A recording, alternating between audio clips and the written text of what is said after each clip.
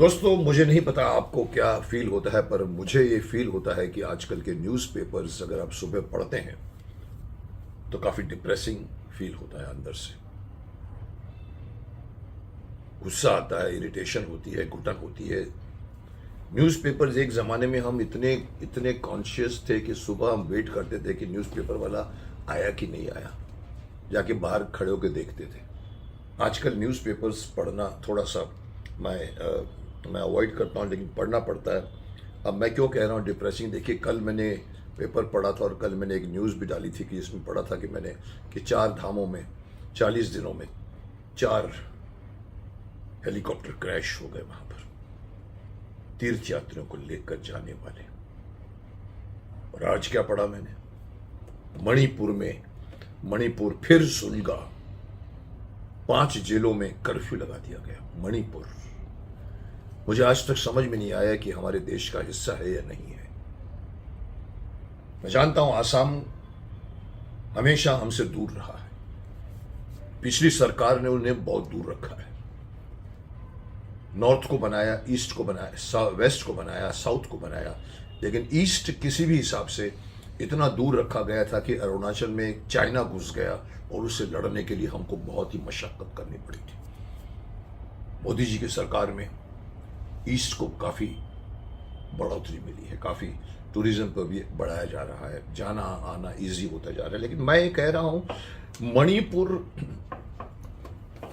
एक ऐसा हिस्सा है जो मैं पेपरों में पढ़ता रहता हूँ, और पेपरों में आज की बात नहीं है, इसके पहले भी कई बार, कुछ महीनों पहले भी, आप पता नहीं साल भी हो गया होगा, आपने देखा था कि मणिपुर में ऐसी ही बहुत भयंकर आग सुलगी थी और कई लोग मारे गए थे, ग्रुप में आपस में क्रैश हुआ था। लेकिन क्लैश में जो कुछ भी हुआ उसको रोका गया, लेकिन लोगों ने भी सवाल उठाया कि उसका अभी तक प्रॉब्लम सॉल्व नहीं हुआ। कुछ लोग तो, ये मैं अगेन कहता हूं कि हमारा पक्ष मौका देता है विपक्ष को बोलने का, कुछ लोग तो आज भी दबे दबे लफ्जों में या सुख बुगाहट में कहो या कभी कभी तो ओपनली कहते हैं कि मोदी जी क्यों नहीं गए अभी तक। ये प्रश्न का उत्तर मेरे पास भी नहीं है और मुझे भी समझ में नहीं आया। इसीलिए मैं ये सवाल पूछता हूं, क्या मणिपुर हमारे देश का हिस्सा है कि नहीं? अगर देश में शांति है तो मणिपुर में शांति क्यों नहीं है? दोस्तों, मैं अपने देश की मिलिट्री की बहुत कदर करता हूं। दुनिया के सभी मिलिट्रियों में इसका नाम बहुत ऊपर आता है। एफिशिएंसी है, प्लेन्स हैं उनके पास, एम्यूनिशंस हैं उनके पास, लेकिन सबसे बड़ी बात जो इनके अंदर है वो शायद कहीं और नहीं है, वो है जज्बा, देशभक्ति का जज्बा, जो अभी इन्होंने पाकिस्तान में करके बताया है। पाकिस्तान में हमारे देश की मिलिट्री का जो परफॉर्मेंस हमें देखने को मिला है, हमारा सीना गर्व से फूल उठा है और लोग सेना की तारीफ कर रहे हैं। मैं भी तारीफ करता रहता हूं, लेकिन सेना के पीछे एक और चीज होती है, एक और फोर्स होती है, वो है राजनीतिक फोर्स। सेना को इस बार पूरी छूट दी गई थी, इसलिए बहुत अच्छा परफॉर्मेंस किया था, लेकिन कई बार हमने देखा है, इस वक्त इनफैक्ट आई थिंक 65 में, पता नहीं, उस वक्त भी सेना को रोक दिया गया था जब कराची पर ऑलमोस्ट हमारे जनरल मानेक शाह थे। वहाँ भी आपको पता है, वो कहानी सबको पता हो गई है कि इंदिरा गांधी ने कहा था कि cease fire cease fire cease fire, और वो बढ़ते हुए जहाज पानी के वापस आ गए थे। ये हमेशा सेना के साथ रहता है। और मुझे अभी ये जानना है कि मणिपुर में क्यों नहीं, मणिपुर का प्रॉब्लम ले लो, बंगाल का प्रॉब्लम ले लो, वेस्ट बंगाल का ले लो, या बांग्लादेश का प्रॉब्लम ले लो, क्यों नहीं हमारी देश की मिलिट्री को खुली छूट क्यों नहीं दी गई? ये उनके हाथ में आते हैं। अगर आप मणिपुर में प्रॉब्लम सॉल्व नहीं कर रहे हैं, इसका मतलब है कि प्रॉब्लम बहुत बड़ा है, अंदरूनी है। उसको निपटाने के लिए हो सकता है आपको एक्स्ट्रा फोर्स लगानी पड़ती है, और उस एक्स्ट्रा फोर्स का नाम है हमारे देश के जाबाज मिलिट्री। ये मसला क्यों नहीं सॉल्व हो रहा है इसका? कई लोगों ने मुझे समझाने की कोशिश की थी, लेकिन मुझे कुछ पल्ले नहीं पड़ा। मैंने कहा नहीं, मैं हूं पक्ष के साथ, लेकिन मैं भी विपक्ष के साथ मिलकर मैं भी दबे लफ्जों में कहूंगा कि मोदी जी आप वहां क्यों नहीं गए? इतना कुछ बोलने के बाद भी मोदी जी नहीं गए तो कुछ न कुछ होगा। मैं उस बात में नहीं जाना चाहता, लेकिन अगर आप नहीं गए, आपको अगर इसका सोल्यूशन नहीं मिल रहा है, हमारे गृह मंत्री जाते रहते हैं, वहाँ पर जाके बातें होती हैं, लेकिन मामला आपसे नहीं सुलझता, तो दीजिए मिलिट्री को। जैसे मैंने कहा था कि बंगाल का प्रॉब्लम अगर सॉल्व नहीं होता तो मिलिट्री को भेजिए। बांग्लादेश में हिंदू अगर मर रहे हैं तो हमारे देश की मिलिट्री को भेजिए, लेकिन मेरी कोई नहीं सुनता और सब समझाते हैं सर। और मैं जानता हूं कि मैं राजनीतिज्ञ नहीं हूं, मैं अपने दिल की बात कहता हूं। लोग पसंद भी करते हैं, लोग कई बार भी कहते हैं सर आप एक्टिंग कीजिए ना, आप क्यों बोलते हैं।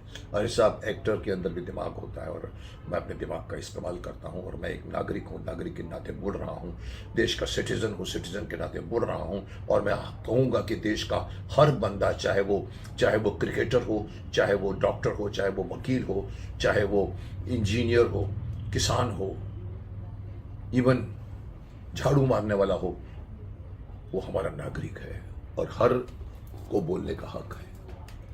खैर, मैं आया हूं बोलने के लिए और मैं जानना चाहूँगा अभी भी मणिपुर के प्रॉब्लम को सॉल्व कीजिए, क्योंकि ये प्रॉब्लम बहुत बहुत अंदर से पेचीदा लग रहा है। मुझे नहीं मालूम, शक्तिमान होता तो डेफिनेटली सॉल्व बहुत पहले हो चुका होता, लेकिन हमारे यहाँ के देश के शक्तिमान हमारे देश के सेना है, करने दीजिए उनको। जो आपके हाथ में नहीं है वो सेना के हाथ में दे दीजिए। और होता है जब मामला हद से बढ़ जाता है तो वहाँ पर मिलिट्री राज किया जाता है। मिलिट्री का यहाँ पर कर्फ्यू लगा दिया गया। कह रहे हैं कि उन्होंने 5 जिलों में कर्फ्यू लगा दिया। कर्फ्यू से क्या होता है साहब? लगाइए वहाँ पर मिलिट्री राज लगा दीजिए, वहाँ पर इमरजेंसी घोषित कर दीजिए। बंगाल में घोषित कर देना चाहिए था। जिस तरह से हिंदू मर रहे हैं, बंगाल को मैं कई बार कह चुका हूँ कि घोषित कर दीजिए, वहाँ पर मिलिट्री का वहाँ पर राज कर दीजिए वहाँ पर कुछ समय के लिए, ताकि ठीक हो जाए मामला। लेकिन नहीं हो रहा, तो मैं एक बार फिर से बोलने को आया हूँ सर, ये ऐसी घटनाओं को संज्ञान दीजिए। देश तरक्की बहुत कर रहा है। बहुत बड़ी बात करके बताइए आपने, जम्मू कश्मीर में चिनाब के ऊपर इतनी सबसे ऊंचाई में जाती हुई ट्रेन, बहुत अच्छा लगा, बहुत खुशी हुई कि कश्मीर जाना अभी इजी हो जाएगा। लेकिन कश्मीर जाना इजी हो गया, मैं बधाई दूंगा मोदी जी को भी, मैं बधाई दूंगा उनके सभी इंजीनियरों को जिन्होंने इतनी मुश्किल जगह में 2 पहाड़ों के बीच में एक उन्होंने आर्क बनाकर सबसे हाईएस्ट ट्रेन बनाई है। और लोग पहले, मैं भी कश्मीर जा चुका हूँ, मैं भी बसों में जाता था उस ज़माने में साहब। पठानकोट तक ट्रेन जाती थी, बाद में जम्मू कश्मीर, पहलगाम, बाय कार। लेकिन अभी मुझे कल ही एक वीडियो में वहाँ के एक पंडित ने भावुक होकर कहा था, सर मैं 35 साल के बाद जा रहा हूँ। अच्छा है, बोला मुझे अभी अच्छा लगा कि मोदी जी ने झंडी देकर वंदे भारत को भेजा है, अब हम लोग आराम से जा सकेंगे। लेकिन वहाँ भी मैं एक बात अपनी तरफ से ऐड करना चाहूँगा। लोग जानते हैं कि मैं हमेशा हर चीज़ में कहीं ना कहीं अपनी बात ऐड करता हूँ। सर, भेजना आसान कर दिया है, वहाँ पर रहना भी आसान कीजिए। वहाँ की सुरक्षा, वहाँ पर रहने का जो एक खतरा है उसको भी हटाइए। लोग तो जा सकेंगे, लेकिन जहाँ जा रहे हैं वहाँ की सुरक्षा पहले उसको गारंटी कीजिए। तभी मैं कह रहा हूँ कि पाकिस्तान का मसला सॉल्व कीजिए। भूल जाइए ये जो डेलीगेशन दुनिया भर को समझा रही है। अरे दुनिया कौन होती है यार, हमको पता है हम क्या कर रहे हैं। मेरे हिसाब से डेलीगेशन को जाके एक ही बात बतानी चाहिए थी कि पीओके हमसे कैसे छीना गया था।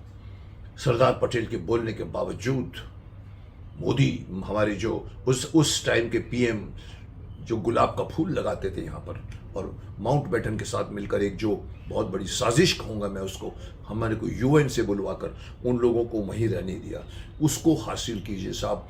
ये जो पहलगाम का बदला तभी होगा जब आप पीओके में घुसे साहब, कल ही घुस जाइए आप। Every day is making you look weak. मुझे नहीं समझ में आता ये डेलीगेशन में कोई क्या बोल रहा है। अच्छा बोल रहे हैं सब लोग, ओवैसी भी अच्छा बोल रहे हैं, इवन शशि थरूर भी अच्छा बोल रहे हैं, दुनिया भर के डेलीगेशन अच्छा बोल रहे हैं। लेकिन साहब क्या टाइम पास कर रहे हैं आप लोग क्या? और अभी आ गई ऊपर में मणिपुर की घटना। साहब एक्टिव बनिए, शक्तिमान बनिए, यही बोलने आया हूँ।